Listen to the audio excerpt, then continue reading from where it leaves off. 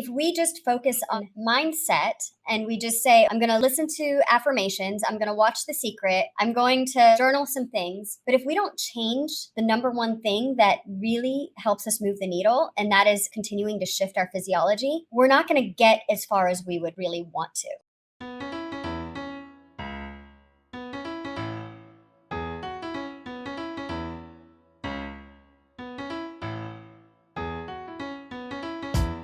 83% of Americans identify as not very happy, which can hold you back and negatively affect your relationships and your business. On this podcast, we discuss the proven steps to happiness so you can restore balance and rekindle your joy.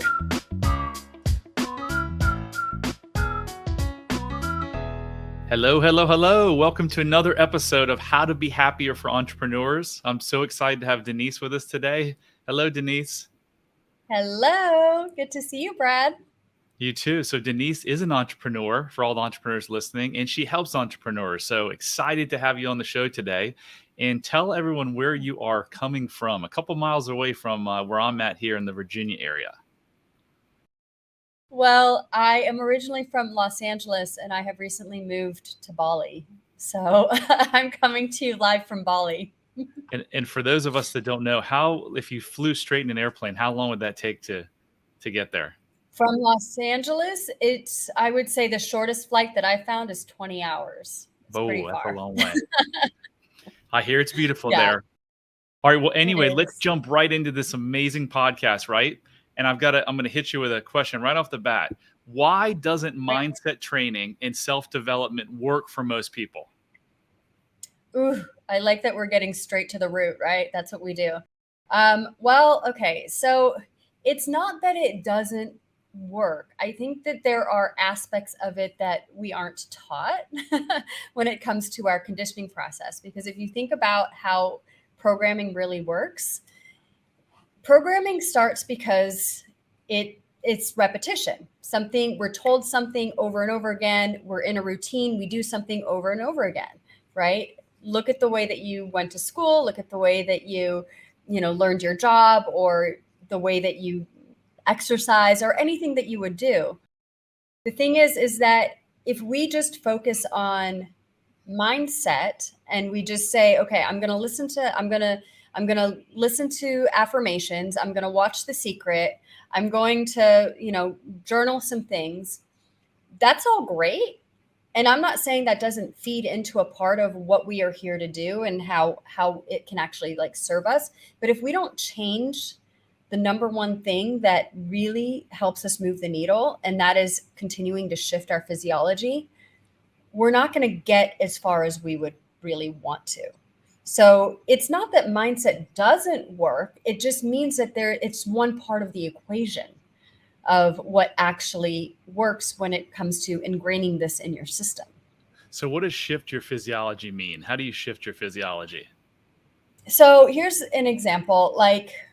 If you're so one of the things that I do is I literally will jump rope, or I'll run in place. I literally move my energy. I'll go for a walk. I'll do breathing exercises, right? I go to yoga. I do things to literally shift the state of my energy. You have to raise your vibration. So Albert Einstein virtually says this, I'm saying it in layman's terms. He says that you cannot solve a problem in the same frequency that it was created, right? Right. I love that. People are oftentimes, they get angry or they get frustrated because they're trying to solve a problem, but they're not shifting their perspective on how to solve that problem. They're here, but the solution that they're looking for is actually here, right? Right. So millions of people, right, including us, have gone to the Tony Robbins, the Zig Ziglars, the weekend retreats, and we go there and we get so freaking fired up, and we come back and we're like, this is going to be so different. My life is going to change. And then a couple weeks later, not everyone, I guess that's an overstatement, but probably 98% of the people are right back to the way they were. Why is that? And what is it besides just shifting the physiology that they're not getting at a lot of these self-help motivational mindset camps and boot camps? So this often has to do with the identity and our belief system. So we have something called the ladder of believability when it comes to our belief system. So when we're at these personal development events, we are dreaming big and we're writing down the things that we want.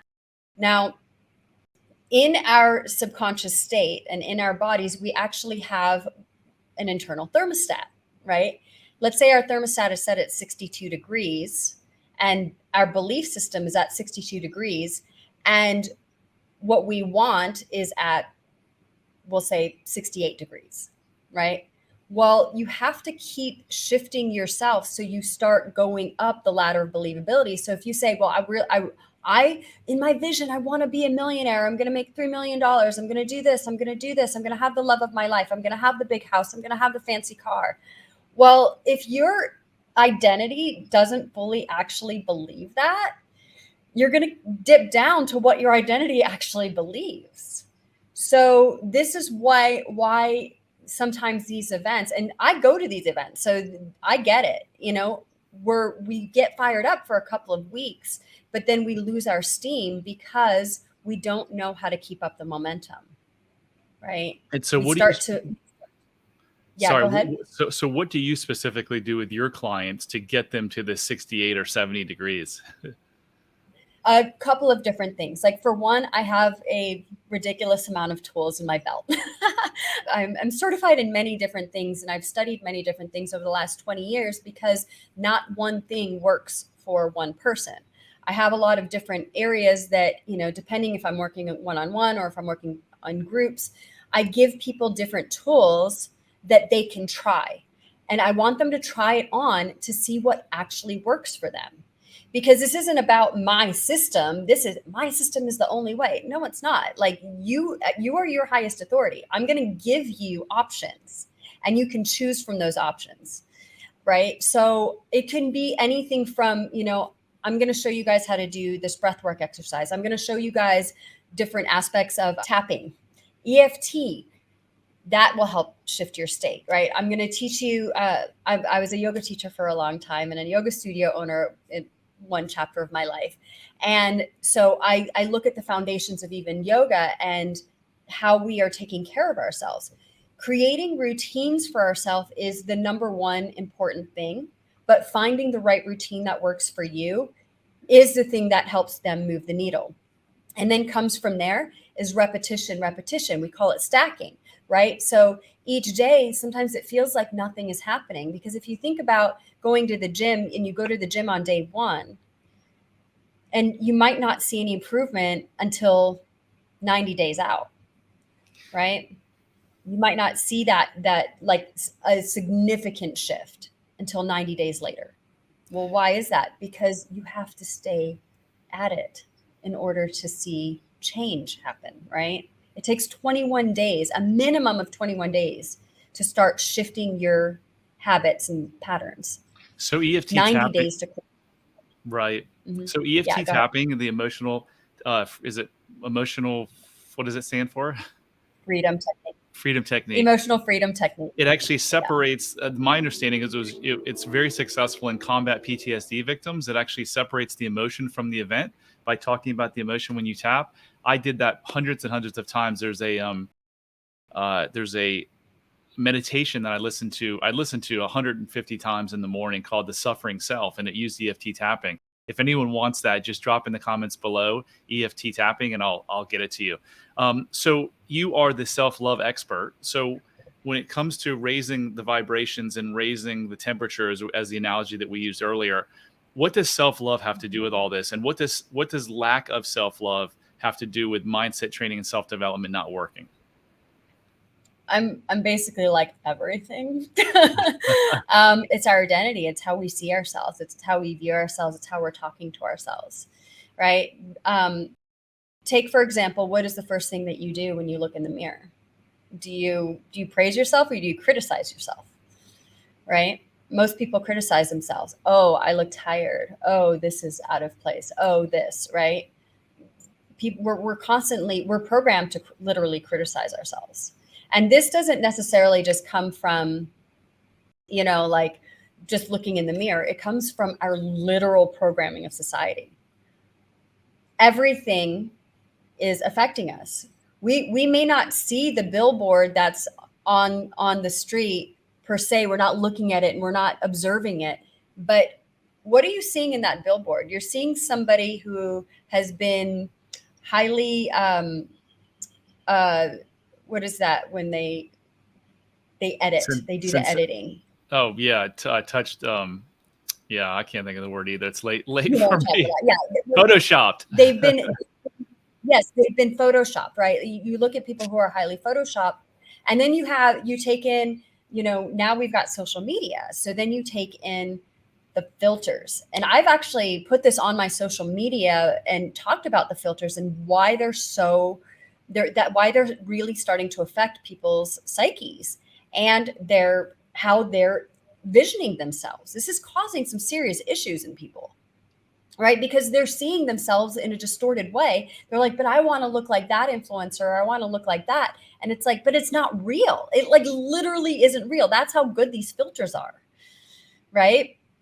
So, when it comes to self-love, some, people have told me, oh, well, self-love is, I exercise and I eat right. And I'm just like, okay, I'm like, that's just like such a small part of what this actually is in the bigger equation, because self-love is literally everything that we see about ourselves, the way that we talk about ourselves. It is our self-concept. It is our identities that we're creating for ourselves, right?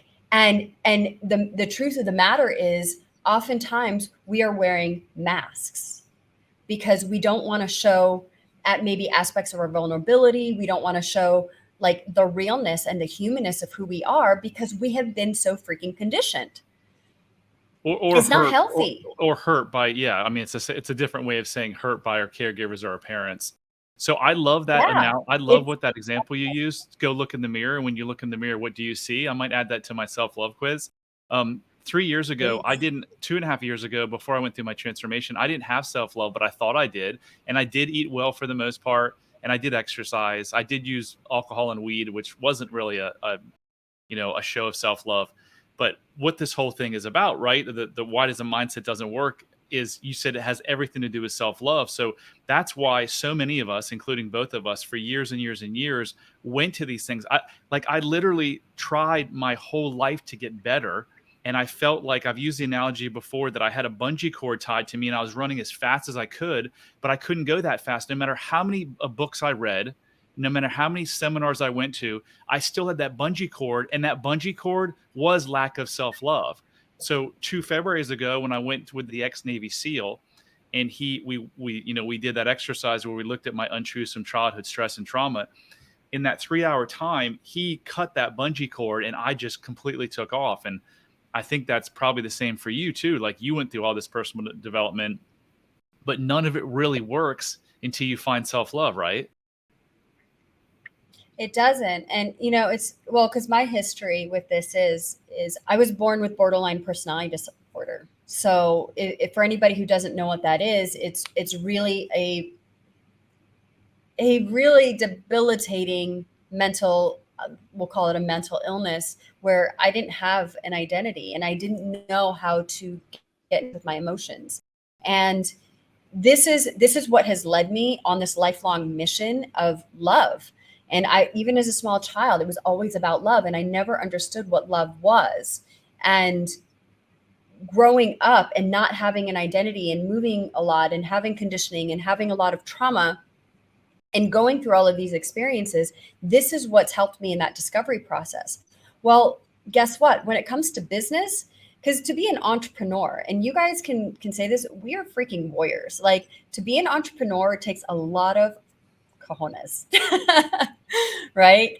We could easily go into a 9-to-5 job and work for somebody and, get that cushy paycheck and all the things. We could easily do that.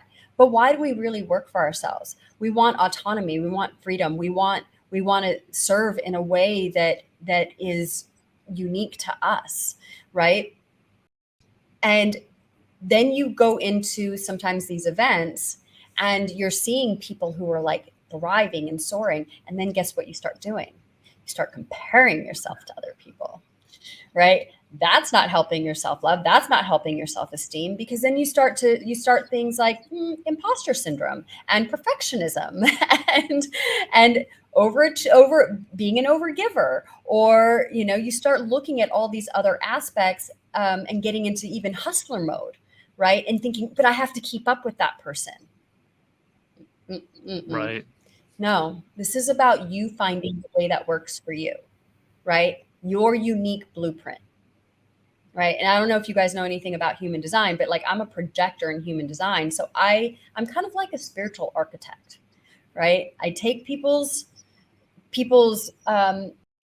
ideas of who they are, who they want to become, and what they're really working on. And I literally create a blueprint for them. And that's how I've coached people over these last several years. And it all stems back to ding, ding, ding, self-love. Self-love. Right. So if someone would have asked you before you went through all your work if you loved yourself, would you have said yes or no?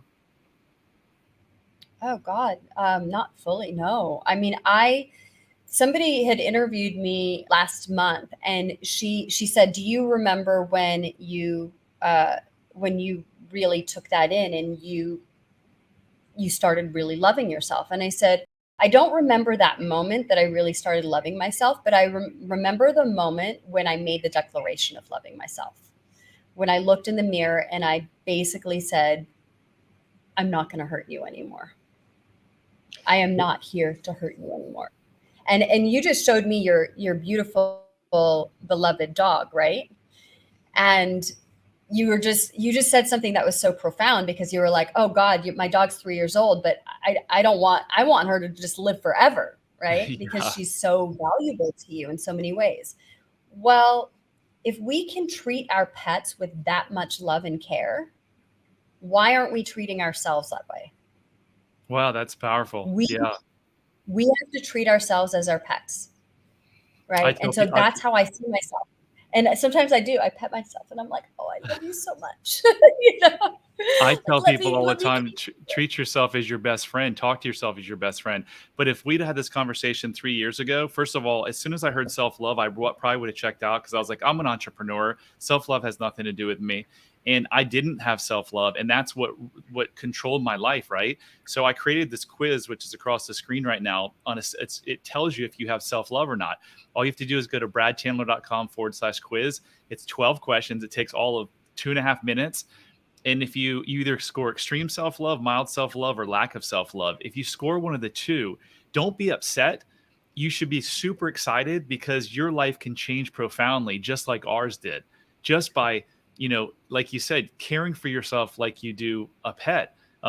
My transformation came in 3 hours. Literally, I went into a room without self-love, and I came out with like, wait, all of this time I've been judging myself and thinking I wasn't worthy. I need to prove myself. It never was about me. It was about my father and the way that he made me feel.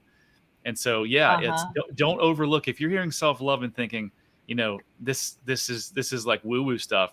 It's not, because when I found it and I changed my thinking in my business from making a bunch of money to trying to make an impact, that's when my business started to thrive. Uh-huh. Yeah. Absolutely. And it does. It makes a huge difference. Like, there's a client that I was telling you about, right? Who she was in sales, and she took a huge leap in her career after, because I do RTT hypnotherapy also. So she had worked really hard. She'd been dedicated to her path to heal and grow. She used the tools and the structure that I gave her through self-love mastery principles. I taught her manifestation techniques, and we did some really deep healing work to get to the root cause of what was actually holding her back. And we did that with hypnotherapy. Well, guess what? She realized that her inner world was a direct reflection of her outer world. And then her sales increased, I'm not even kidding, 120%. And she received a promotion at work.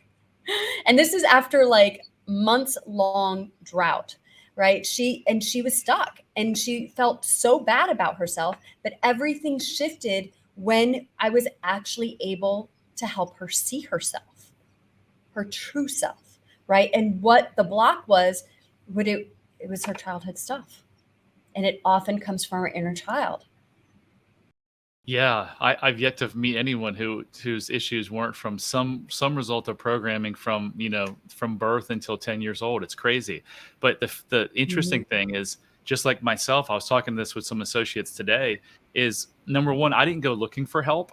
I didn't know anything was wrong. I just thought that two failed marriages and, drinking and smoking weed and making $9 million worth of business mistakes. I just thought, well, I don't know why this all is happening to me, but it's just meant to be, right? I had no idea that Mhm. all of those things were tied back to my programming that I received as a child. And that's what we Yep. do now. We make people aware, because all change begins with awareness. And it wasn't until I went to get my son help for his anxiety that I was made aware that I had this tick. I blinked a lot when I talked about my childhood, and the lady was like, "You must have childhood trauma or some unresolved childhood trauma." And then we went and explored it, and sure enough, with the awareness, I was able to change. So who is your typical client now, Denise, if you have one? Yeah. So I do. Most of my clients are what I would consider soulful leaders. So they're typically entrepreneurs, um, spiritual CEOs.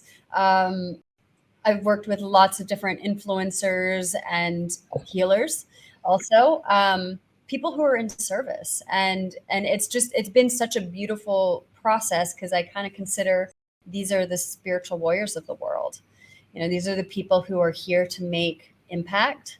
And what I noticed was that I tend to walk right into the fire. I don't like to skirt the issue. I want to get to the root cause. I want to get through it because you know what? The more that I kind of drag it with me, I'm doing a complete disservice to the people that I'm serving by doing that. So the people that I serve are ready and willing to go into the fire and come out the other side. And it's so awesome. So how does lack of self-love typically affect the entrepreneurs that you work with in a negative way? A lot of ways. Like I mentioned a few of them. Up as imposter syndrome. It can come up as with comparisonitis. It can come up with procrastination, confusion, being in hustler mode, doing really unhealthy practices that aren't that you think, I have to do this in order to be successful.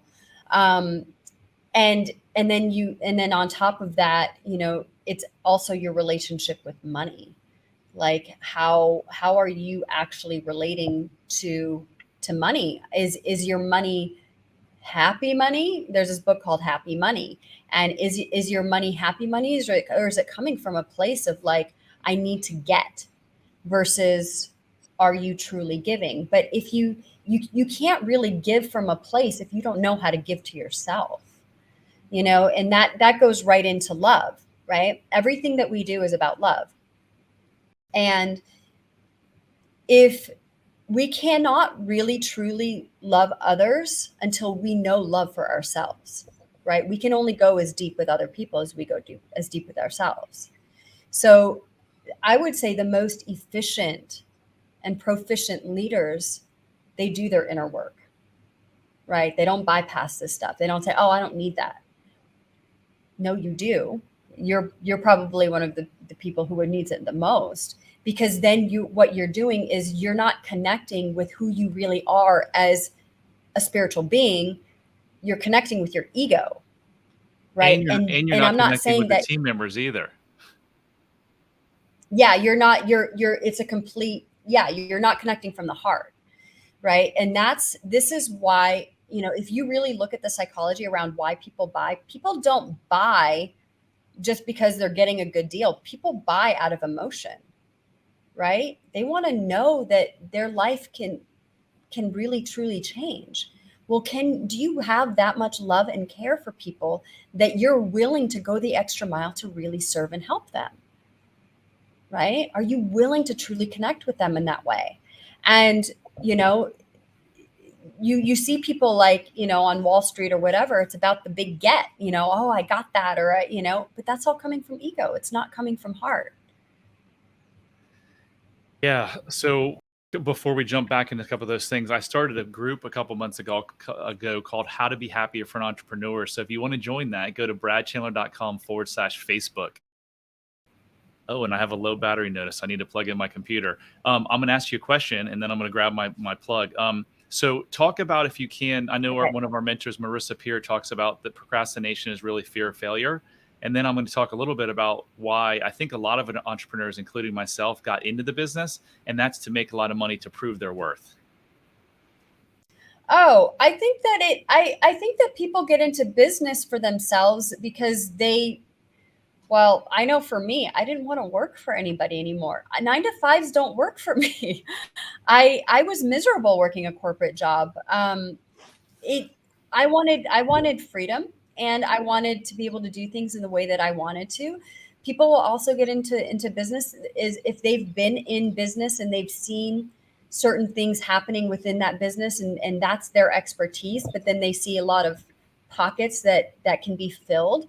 People will go into business for that reason too, being like, you know what, I want to provide that I would want, right? So then they will take that leap of faith. And obviously there's millions and millions of different kinds of businesses and different ways to do this.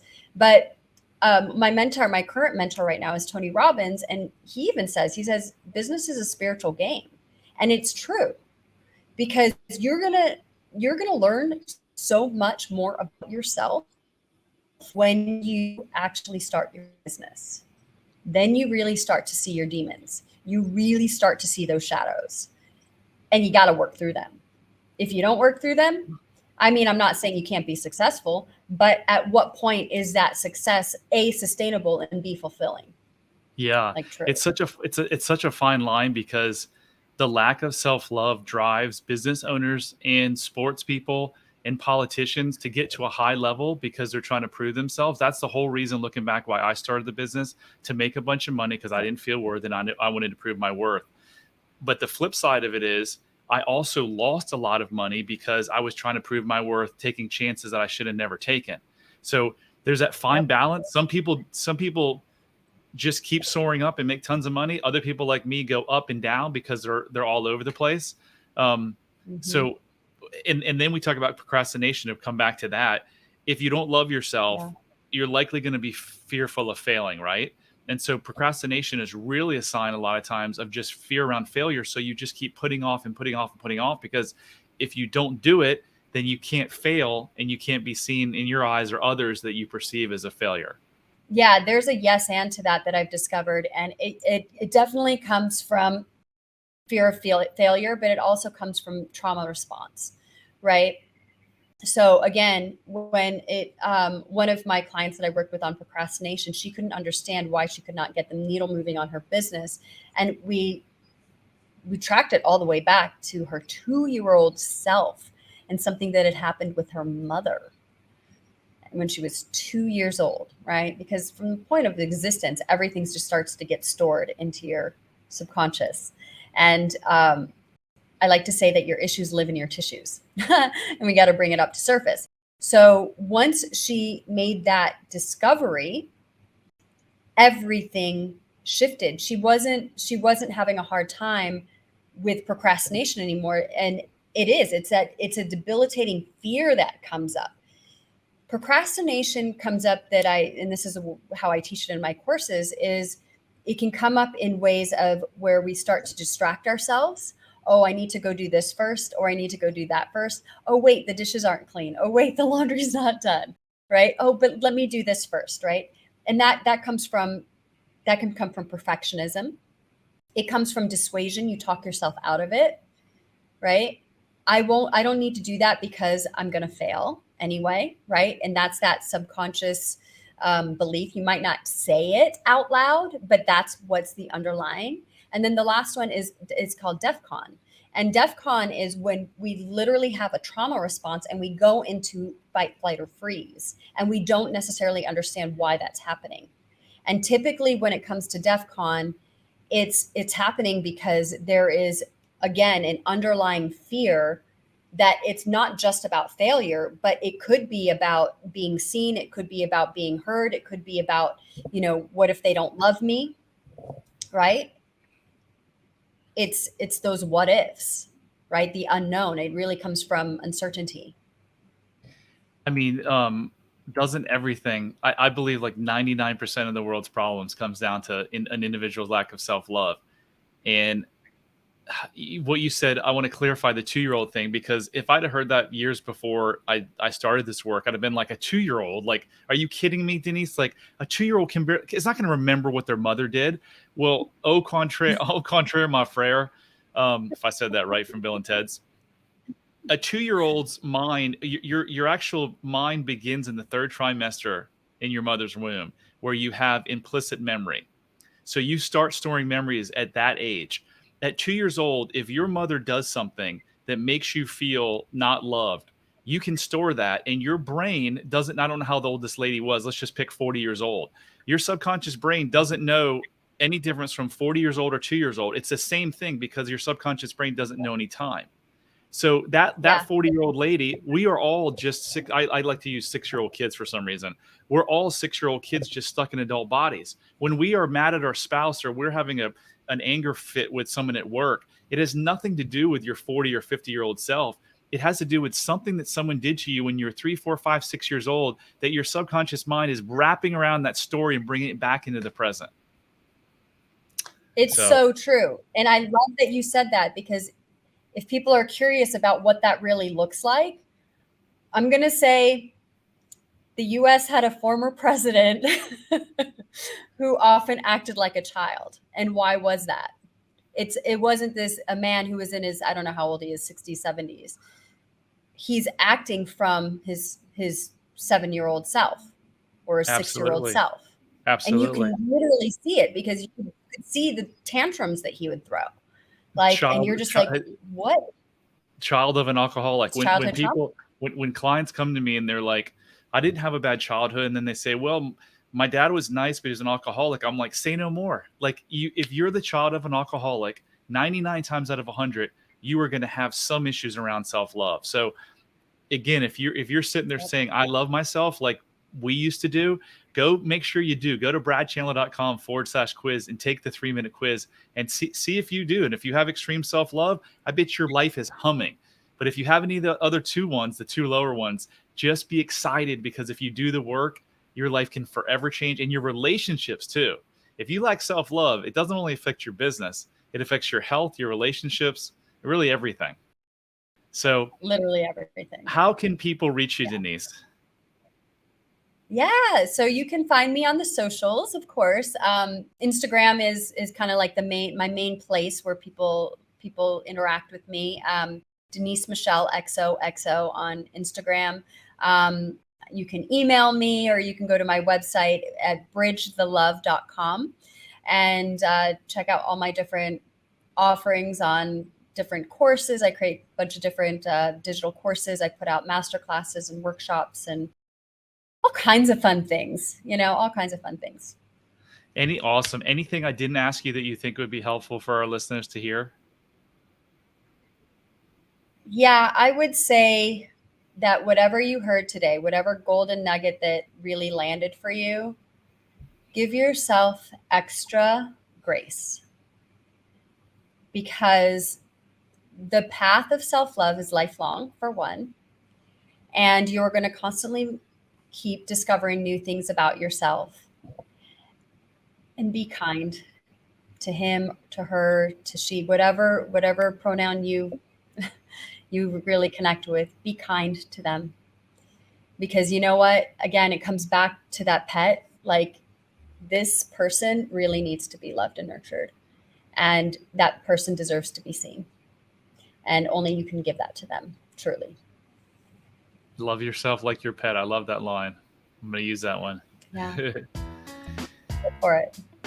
If you guys enjoyed the show, please like, subscribe, share, do whatever you can to get it out there. And we will see you next time. Love heals all. Hit subscribe if you don't want to miss out on more life-changing content. And if you're struggling, you don't have to.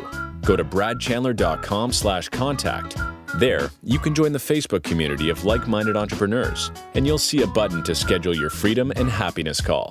See you on the next episode.